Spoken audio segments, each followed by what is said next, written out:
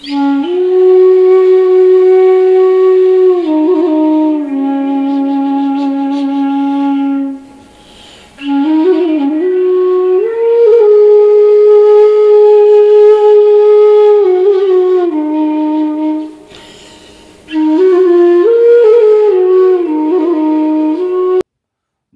শ্রদ্ধা ও প্রণাম, ছোটদের স্নেহ ভালোবাসা জানিয়ে আজকের টপিক নিয়ে কিছু আলোচনা করছি। আজকের টপিক হলো নারীর উপর পুরুষের টান হয় কেন। এই আকর্ষণ নারীর উপরে পুরুষের, সেটার কারণ কি? অনেকেই হয়তো বলবেন যে এটা তো স্বাভাবিক বা সামান্য ব্যাপার, এরও কি কারণ থাকতে হবে?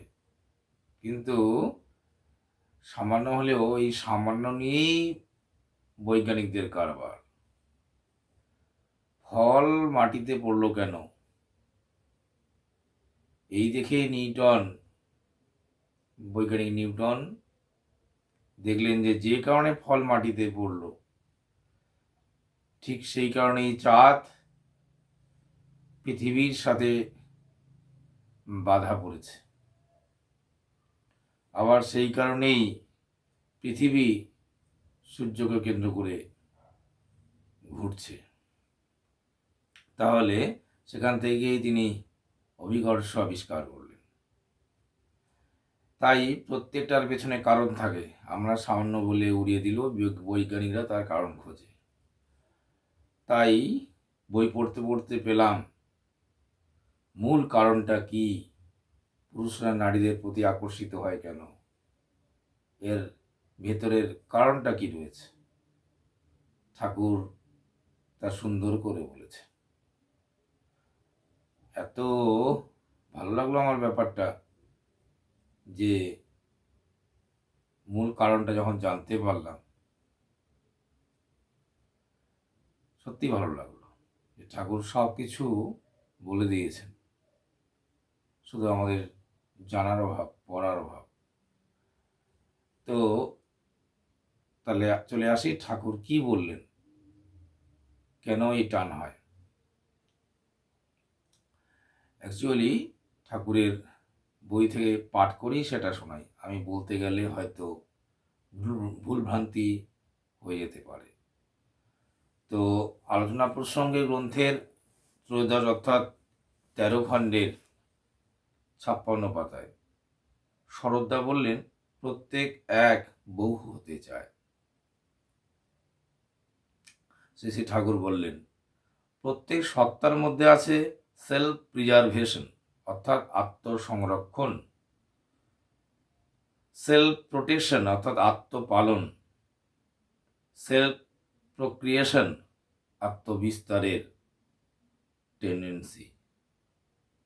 তো এইগুলি কনফ্লিক্টের ভিতর দিয়ে আসলো, কাম ক্রোধ লোভ মদ মোহ মাৎসর্য এই শরীরীকেও।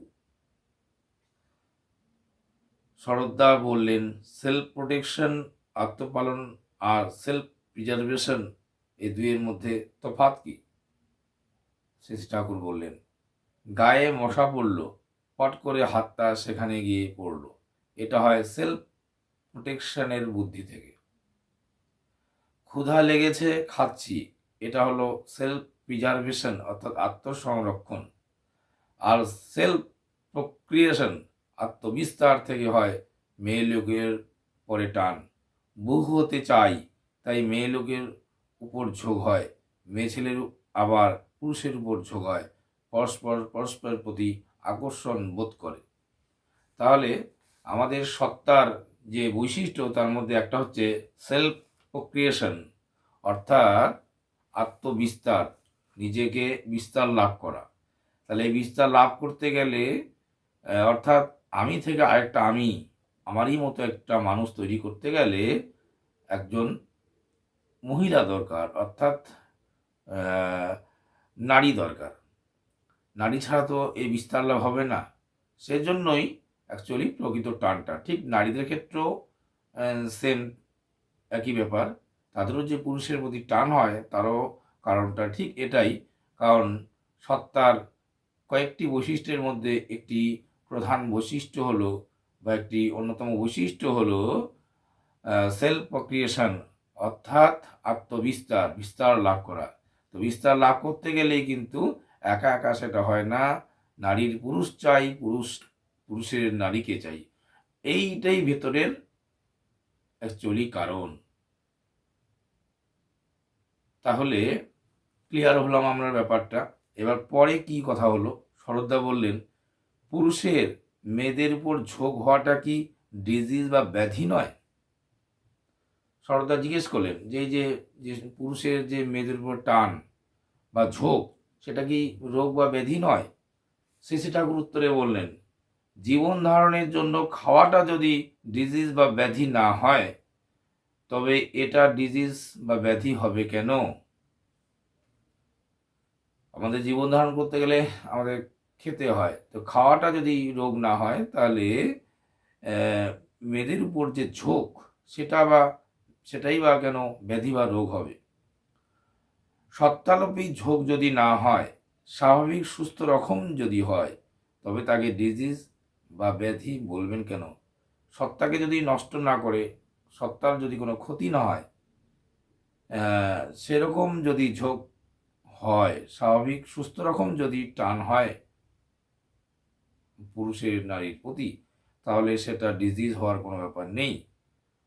নেশাটা কি? তাদের গায়ে কি এমন কোনো গন্ধ আছে? না তাদের সোনার গায়ে গা ঘষলে তোমার শরীর সোনা হয়ে যাবে? আদত কথা, তার মধ্যে এমন মেকানিজম আছে যাতে অর্থাৎ সত্তা বহু হওয়ার সুযোগ পায়। অর্থাৎ নারী দেহের মধ্যে এমন মেকানিজম বা মরকজ আছে যাতে অর্থাৎ সত্তা, আমাদের সত্তা বা এক্সিস্টেন্স বহু হওয়ার সুযোগ পায়। এনজয়মেন্ট বা উপভোগ জিনিসটা একটা অবস্থার মধ্য দিয়ে আরেকটা অবস্থায় যাওয়ার যে বোধ, তাই অবশ্য এই অবস্থান্তরটা সত্তার যত পোষণবর্ধনী হয় এবং বিরূপ প্রতিক্রিয়া সৃষ্টি যত না করে, ততই তা প্রকৃত উপভোগ্য হয়। ঠাকুর বলছেন যে অ্যাকচুয়ালি এনজয়মেন্ট বা উপভোগটা কি? উপভোগের ব্যাপারটা তিনি বললেন যে একটা অবস্থার মধ্য দিয়ে আরেকটা অবস্থায় যাওয়ার যে বোধ, তাই মানে একটা অবস্থা থেকে আরেকটা অবস্থায় যাওয়ার যে ফিলিংসটা, সেটাই উপভোগ। এবং অবশ্যই এই অবস্থান্তরটা সত্তার যত পোষণবর্ধনী হয় এবং বিরূপ প্রতিক্রিয়া সৃষ্টি যত না করে, ততই তা প্রকৃত উপভোগ্য হয়। এই যে পরিবর্তনটা, অবস্থার বা সত্তার যে পরিবর্তনটা, সেটা বলছে সত্তার যত পোষণবর্ধনী হয় এবং বিরূপ প্রতিক্রিয়া সৃষ্টি যত না করে, ততই তা প্রকৃত উপভোগ্য হয়। প্রফুল্ল জিজ্ঞেস করলেন সেটা কি রকম? শ্রী ঠাকুর, খিদে পেয়েছে, খাওয়ার ডাক টের পাচ্ছ ভেতরে, তখন ভাত পেলে ভাত খাচ্ছ, ভাত মুখে দিচ্ছ, আর কি মধুর। ক্ষুধার অবস্থাটার পরিবর্তন হচ্ছে, তাই তো আরাম। পেট ভরে গেলে তখন আর মধুর লাগে না, কারণ তখন আর অবস্থার পরিবর্তনের দরকার নেই। তাই বলে hunger is the best sauce, ক্ষুধাই সর্বোত্তম স্বাদের জনক। রাজেন্দা বলেন সাফারিংস দুর্ভোগত অবস্থার পরিবর্তন। আমাদের যে দুর্ভোগ হয় সেটাও তো অবস্থারই পরিবর্তন। শ্রী ঠাকুর, কোনো কোনো সাফারিংসের দুর্ভোগের মধ্যেও এক ধরনের এনজয়মেন্ট থাকে, অর্থাৎ উপভোগ থাকে। যেমন চুলকানির মধ্যে কষ্টও থাকে, আবার আরামও থাকে। সুখ সুবিধা যখন নীরস ও একঘেয়ে হয়ে ওঠে, তখন অনেকে কৃচ্ছ সাধনের মধ্যে বৈচিত্র্য ও নূতন জীবনের স্বাদ খুঁজে পায়। That which hinders existence or intention is suffering. That which exalts existence or intention is enjoyment. যা অস্তিত্ব বা উদ্দেশ্যকে ব্যাহত করে তাই দুঃখ, আর যা অস্তিত্ব বা উদ্দেশ্যকে উন্নীত করে তাই সুখ। ডিফারেন্স এইখানেই। যাই হোক, তাহলে মূল বিষয়টা আমরা কি পেলাম আজকের টপিকে? সেটা হলো যে আমাদের যে সত্তার একটা বৈশিষ্ট্য যে আত্মবিস্তার লাভ করা, এক বহু হতে চাইছি, সেই বিস্তার লাভের জন্য নারীর মধ্যে বা নারীর পুরুষ মহিলার মধ্যে, মায়েদের মধ্যে সেই মর্কসটা আছে, যাকে কেন্দ্র করে আমরা বহু হই, আমাদের বিস্তার লাভ হয়। এর জন্যই অ্যাকচুয়ালি নারীর প্রতি পুরুষের একটা ঝোঁক বা টান থাকে। এটা দোষের নয়, অন্যায়ের নয়, কিন্তু সেটা সত্যাবসনী হতে হবে। সেটার বিকৃতি ঘটালে হবে না।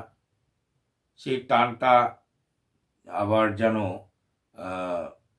সত্তা বিরুদ্ধ না হয়,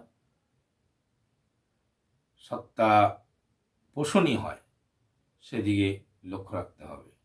তাহলে মূল কারণটা আমরা বুঝতে পারলাম যে কেন আমাদের অর্থাৎ পুরুষের নারীর প্রতি একটা ঝোঁক বা টান থাকে। নিজেকে বিস্তার লাভ করার মাধ্যম হিসেবে তার সহায়তা বা সাহায্য চাই, এই থেকেই অটোমেটিক্যালি সেই ঝোঁক বা টানটা সৃষ্টি হয়। এটা আমাদের মানে ভেবেচিন্তে করতে হয় না, এই টানটা সত এবং স্বাভাবিক। তাহলে কারণটা আমাদের কাছে পরিষ্কার। এবার সেই ঝোঁক বা টানটাকে সুন্দর করতে হবে, সঠিক করতে হবে, সত্তা পরিপোষণই করে তুলতে হবে। আজকের আলোচনা এই পর্যন্তই। সবাই ভালো থাকবেন, সুখে থাকবেন। পরে দেখা হচ্ছে আরও কোনো একটা বিষয় নিয়ে পরবর্তী ভিডিওতে। জয় গুরু।